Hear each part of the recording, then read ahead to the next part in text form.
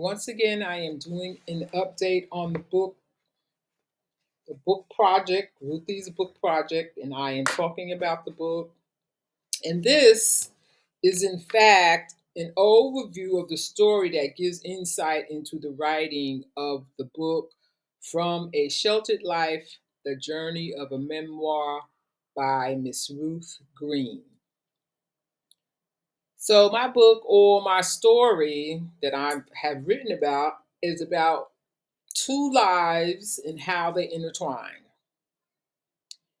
It is more about the documenting of one life in particular, that of my pen pal, who the book is about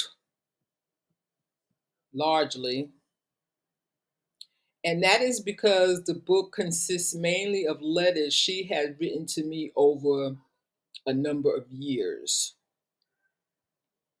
And she started writing to me when she was 12 years old. We were both 12 years old.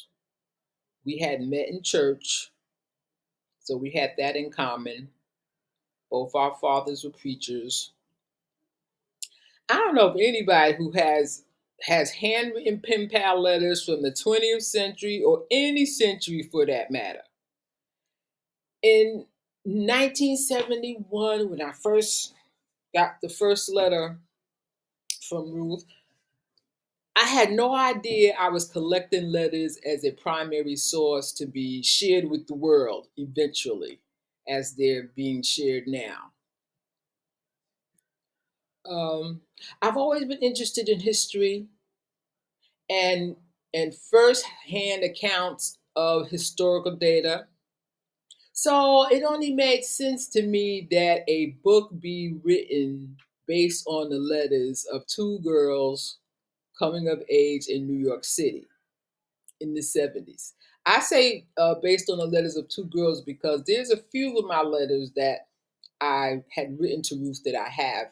Not very many, like a handful, less than a handful. But the letters that you get from Ruth, in reading Ruth's letters, Ruthie D, you get a sense of what was going on, of what it was about. So I think that in writing the book, I was looking at it from a cultural, as being culturally and historically relevant in the 21st century. It's the story about two lives. So we wasn't just two random girls growing up in New York City. She was born in Brooklyn, I was born in the Bronx, and we both grew up with both parents in the home. So around the time I decided well, I got serious about writing the book, some of the letters had turned 50 years old. Now another group of letters are turning 50 years old. The letters that were written in 1974 are turning 50 years old. Recently, the letter from July 1974 turned 50, and I did read that letter out loud, so you could check out the 50-year-old letter post.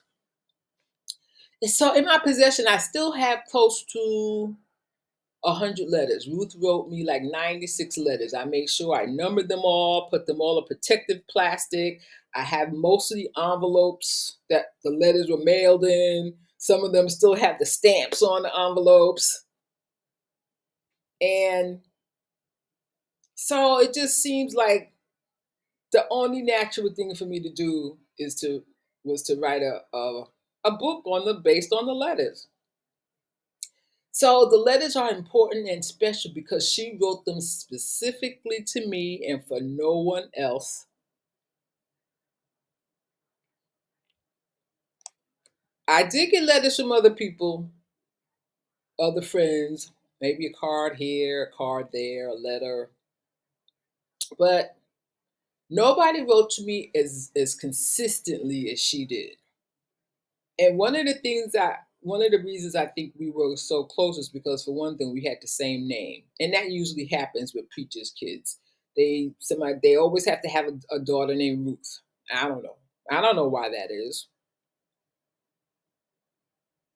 So it seems to me like when she was writing these letters to me, she was having a long conversation with me, just over the years, just telling me things about herself. And they're valid points.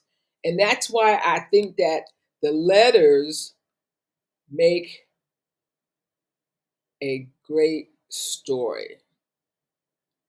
So the things that influenced us the most growing up was the music of the 70s. Yeah, the music of the 70s. If you wasn't there, you missed it. And so, in most of her letters to me, she either talks about a group, she talks about a song or songs, or she'll make a whole list of songs. She would make a list of records that she felt was the cool records. So, the 70s was like one of the best decades for music, especially when it came to R&B and soul music. And most people know that. Even if they were born in the 21st century, they know that the music from the 70s was a very definitive moment, culturally speaking. Yeah, culturally speaking. And of course, we went to lots of concerts. Well, she did. Seemed like she went to a concert in every letter. I eventually got around to going to concerts. But every week, Jet Magazine had the top 20 soul hits of the week. It was always in the last page of Jet Magazine. And that was how we chose records to buy. Buy what was on the Jet Magazine soul chart. So for us, music ruled the day. That was that was what governed our lives, the music. And we also wrote back and forth about books we read. I would tell her about books I was reading, and she would share titles. And another big thing was movies. The 70s was a particularly exciting time when it came to movies because of what was known as the black exploitation genre of cinema.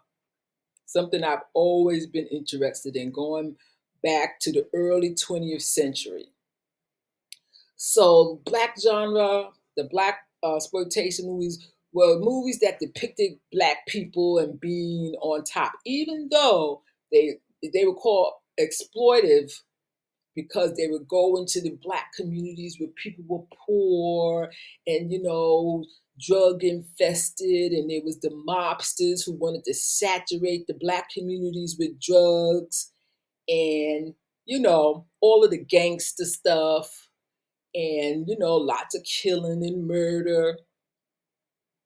And so growing up in the Bronx, it was easy to sneak to a movie because there was the Wakefield movie theater and Laconia movie theater, both on White Plains Road in the Bronx. I believe there was a movie theater on Boston Road. I never went to that theater, but I knew that it was there. And of course, there on Fordham Road, there were several theaters. And of course, I can't say anything about movies without talking about 42nd Street. Yes, there was many nights where we went to 42nd Street, and I remember a group of church kids. We went to 42nd Street to see, I think it was Marathon Man with Dustin Hoffman, or was it the Texas Chainsaw Massacre from 1975? But yeah, we would take our chances and go to the movies. Yep, it was hard. It was a hard knock life growing up as a preacher's kid in New York City in the 70s, but we navigated it pretty well, considering the religious restrictions placed on us. So it's evident. The struggle of being a preacher's kid is evident in letters, but it's hard to tell from the life Ruthie D lived that she was a preacher's kid at all. And you'll see. And the letters haven't been changed. What's in the letters is what she actually wrote. I may have Maybe cleaned it up. I try not to even clean it up too much. If she wrote stuff crazy, I let it stay because that's what she wrote. Her life was like a soap opera, and she knew it. She even talked about it at one time in the letter. She said, "Oh, my life would be a good soap opera," something like that. And her letters included all the makings of a good soap opera: teenage pregnancy, abortion, domestic violence, murder, sexual assault, smoking herb, skipping school, chasing boys, getting it on. You can tell. And you can also tell that I was definitely a preacher's kid too, because I wasn't doing none of that. Yeah, I like boys, but that was as close as I got to them. But her letters makes for interesting reading, without a doubt. So as quiet as it's kept, she felt like I wasn't having no fun. Still, I was having fun in the 70s, and that's just all there was to it. I just wasn't having fun in the same way that she was. And of course, I wasn't a follower. I sure wasn't. I was never that way. I was never such that I was doing things just because everybody else was doing it. Yep. Always have been, always will be. So yeah, that's um some insight into an overview of the book itself. And I hope that you will find it intriguing and interesting.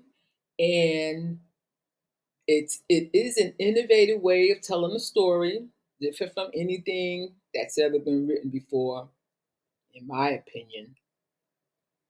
I hope you will join me again when I will give you some more insight into the writing of From a Sheltered Life, The Journey of a Memoir by Miss Ruth Green.